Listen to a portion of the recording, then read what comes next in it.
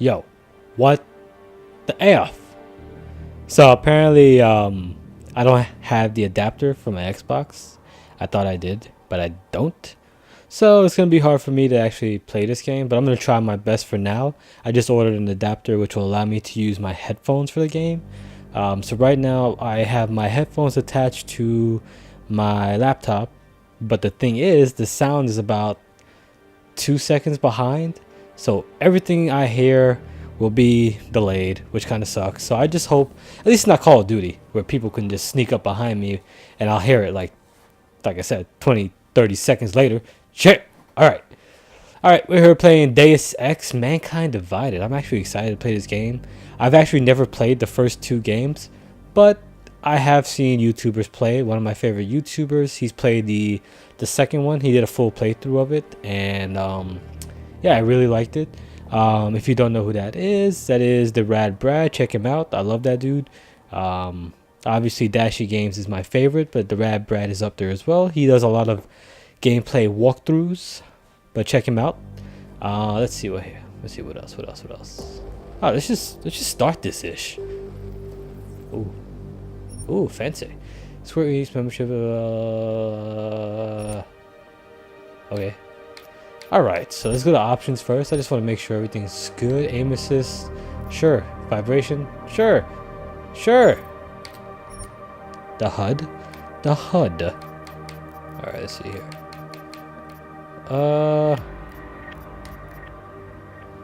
Scale. What scale?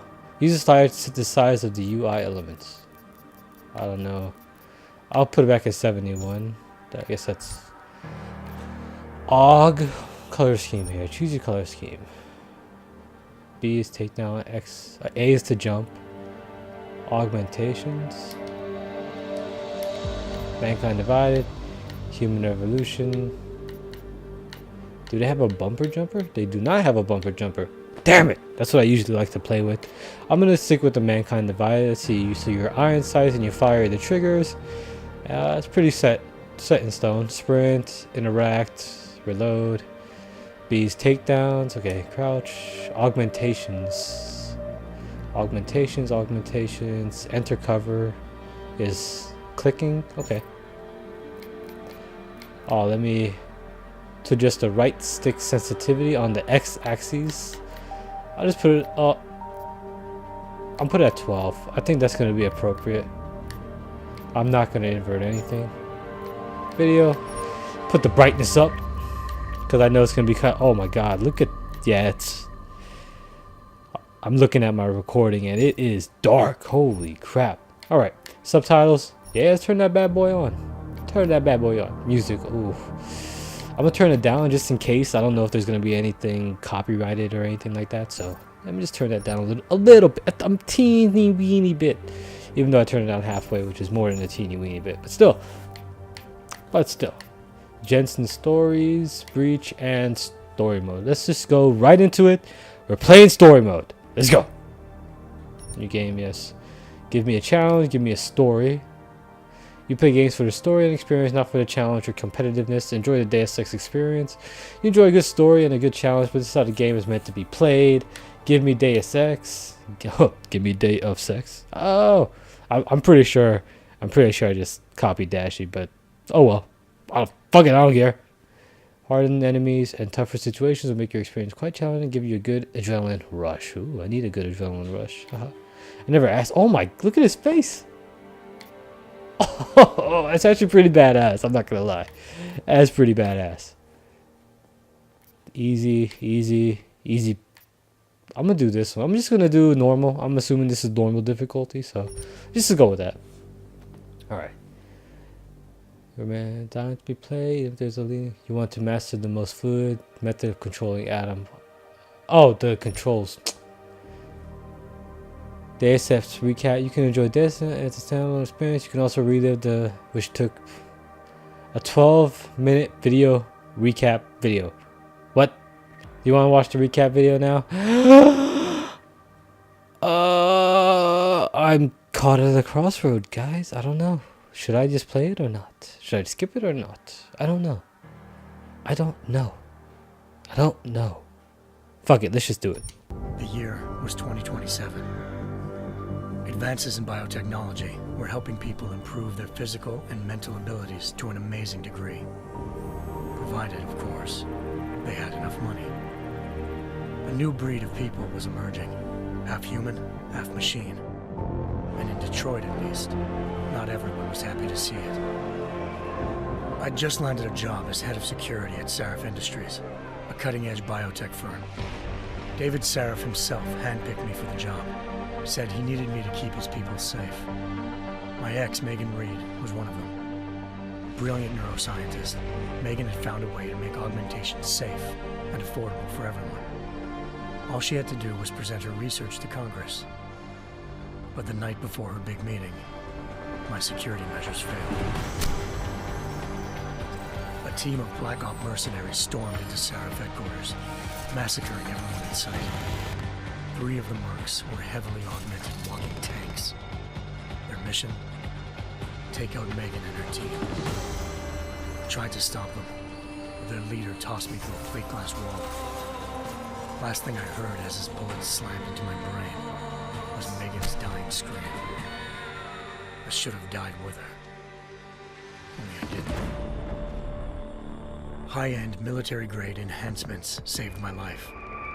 The best augmentation Sarif's money could buy. It took me half a year to get a feel for her. Should have taken longer. But 6 months into my recovery, Sarif Industries was attacked again. This time, by a radical group of pro-human purists. Violent, militant, and fanatically opposed to human augmentation. They claimed to be members of Humanity Front, a non-profit organization that wanted the UN to limit biotechnology research. The thugs broke into Sarif's factory and found machinists working overtime on a top-secret military augment called the Typhoon. Sarif sent me to retrieve it, and when I did, I found one of the so-called purists next to it, wired with cerebral implants, trying to download its classified specs. Obviously, something more was going on. The AUG killed himself before I could question him. Sarif ordered me to dig deeper, so with the help of Frank Pritchard, Sarif's head of cybersecurity, I did. Turns out a second hacker had been controlling the AUG's actions from somewhere off-site. Pritchard and I tracked his signal to a secret FEMA internment camp in Detroit. The Black Op mercenaries were there. The same mercs who'd left me for dead 6 months before. Figured they'd try again when they saw me. It wasn't so easy for them this time. I took out the tank named Barrett, even got him to give me a new lead. A penthouse apartment in China. Of course, we both knew it would be a trap in the end.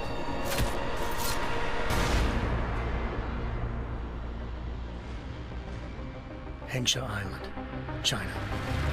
Home to a city so crowded, they had to build a second city on top of it. Trying to find clues in Hengsha wouldn't be easy. Lucky for me, I wasn't alone. Farida Malik, Sarif Industries' ace pilot, had lived in Hengsha before. A good person to have on your side. She knew enough about the place to get me around. Malik dropped me in the lower city, close to the penthouse Barrett had told me about. Bell Tower Associates, a private security firm under contract to the Chinese government, had agents tossing the suite when I arrived. Just not for the reason I'd been expecting. Turns out the man who lived there was a criminal hacker named Van Bruggen. The same hacker who'd been remotely controlling the AUG in Sarif's factory. Van Bruggen's panicked decision to force the man to commit suicide had been a mistake. Now his mercenary partners were gunning for him, and I needed to find him before they did. Locating Van Bruggen meant playing nice with the Triads, Hengsha's organized crime lords. They had the hacker holed up inside a low-rent capsule hotel. By the time I found him, Van Bruggen had no qualms giving up the woman who hired him. Zhao Yunru, president of the Taiyang Medical Corporation. According to Van Bruggen, Zhao wanted to monopolize the augmentation industry and had hired Black Op mercenaries to destabilize her competition. Sarif Industries was at the top of her list. To prove this, I needed to get inside TYM and grab a surveillance hologram off a server. I suspected Van Bruggen was hiding something when he told me this, but nothing could have prepared me for what I saw. Megan wasn't dead. She and her 4 best researchers had been kidnapped, spirited away somewhere while their kidnappers made it look like they were dead. Desperate to learn more, I confronted Zhao in her penthouse. She claimed to be a pawn in a bigger plan, and hinted at a group so powerful it controlled global interests at a whim. Then she slipped into a panic room and hit the alarm, forcing me to make a very quick exit. I figured Zhao was lying, but part of her confession made sense. David Sarif had been worried about his people. So worried, he'd required all of them to have subdermal locator devices surgically implanted. The GPOs would have been broadcasting the day of the attack. But Zhao said a single call to Picus, the world's leader in global 24-hour satellite news, had turned those signals off. I needed to fly to Picus headquarters in Montreal if I wanted to learn more.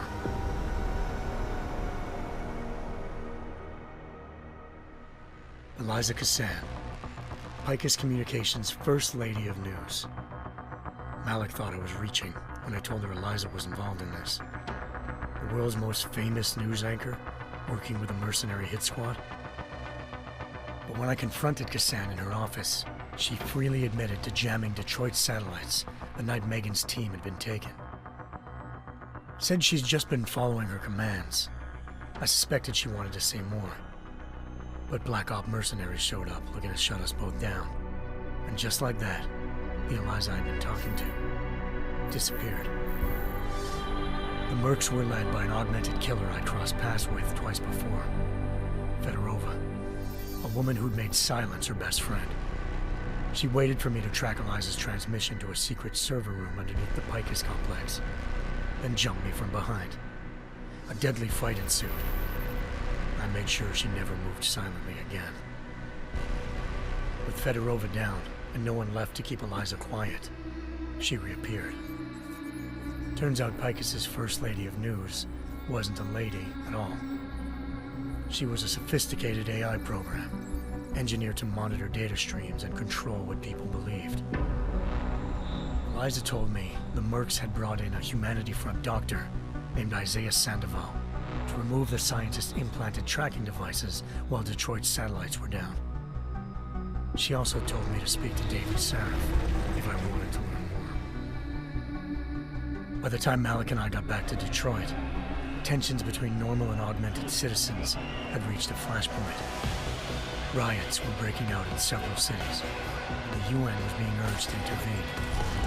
Sarif was trying hard to convince Hugh Darrow, the inventor-turned-philanthropist who'd once been a leading proponent of enhancement technologies, to help stop a possible regulatory vote.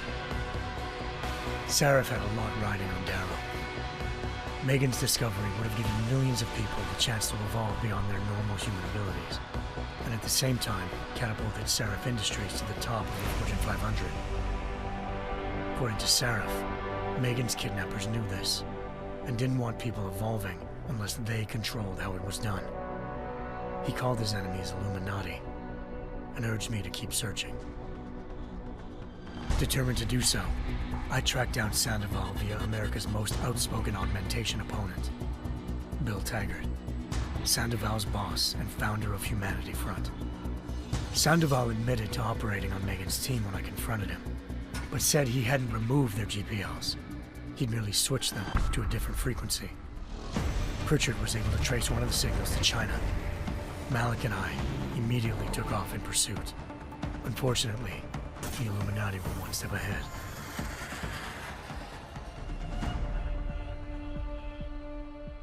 Ambushed. Shot out of the sky by Bell Tower Associates, seconds after entering Hengsha's airspace. Malik's piloting skills saved me. After a tense and bitter struggle, I escaped into Lower Hengsha. The tracking signal I was following led straight to the Triads, or more specifically, to the augmented arm of Tong Si-hung, leader of a gang of augmentation harvesters. Tong said they'd taken the arm off a corpse, which Bell Tower had left at their door, meaning at least one of Sarif's scientists was dead. Maybe not the rest of them, though. Tong pointed me to a port used for human trafficking and helped me slip aboard a bell tower ship. It was sailing to Rifleman Bank Station, a military base in the South China Sea. Bell Tower was holding kidnapped civilians as prisoners there, and using them to perfect the Hyron Project, a human-computer interface that left most of its test subjects dead. My search for Megan would have ended then, if not for a mysterious ally named Quinn.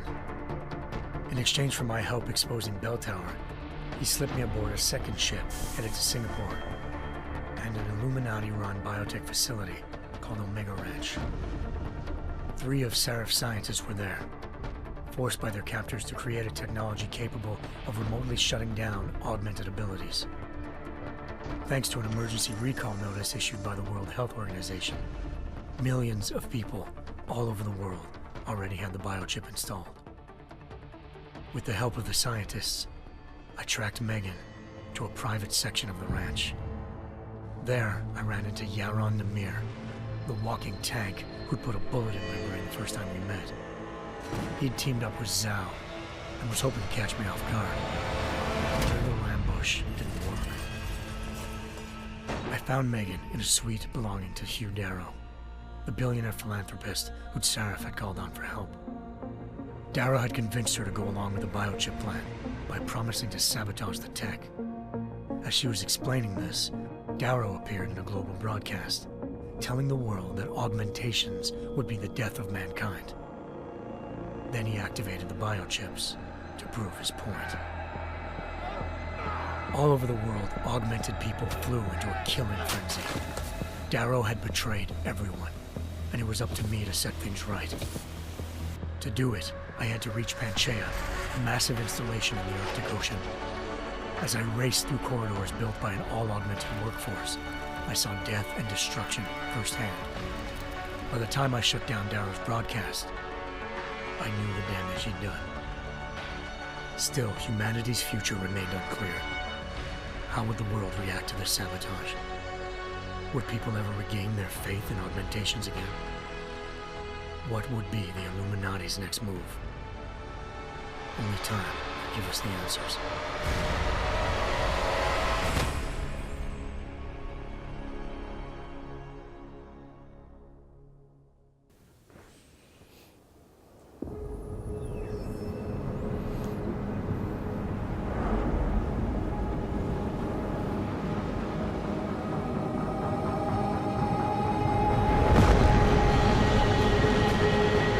I once thought I could save the world. Now look at it.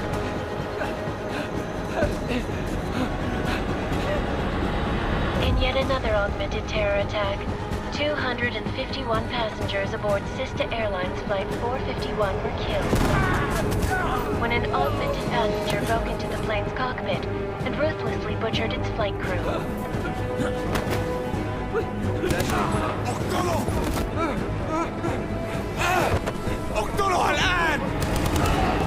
Details recovered from the black box recorder suggest that the man may have been suffering flashbacks to the AUG incident.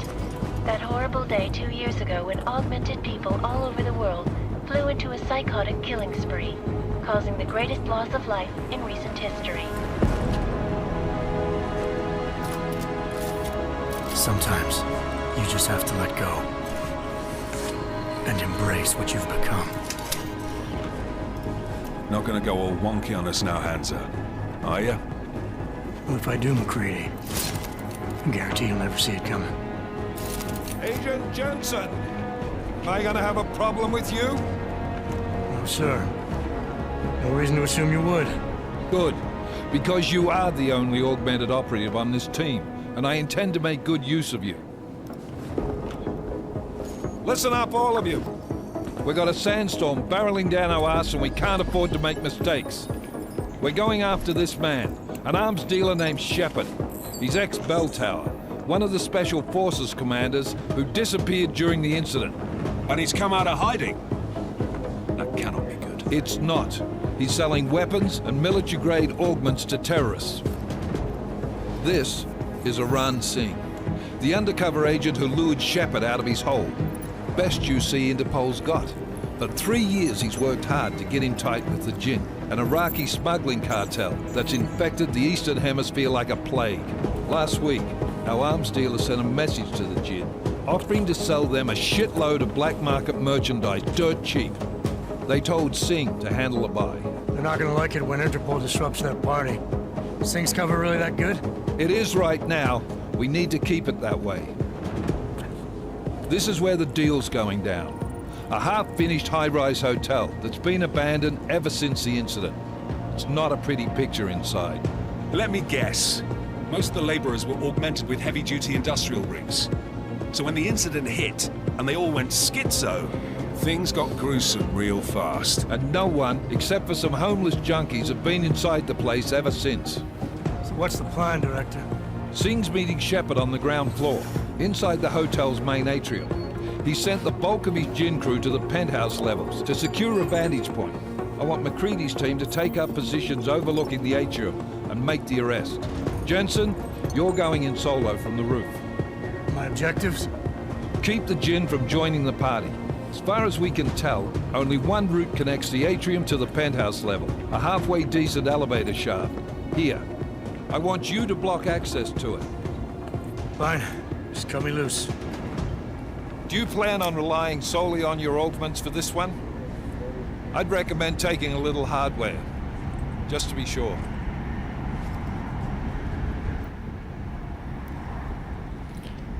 Ooh. Shit. I don't know.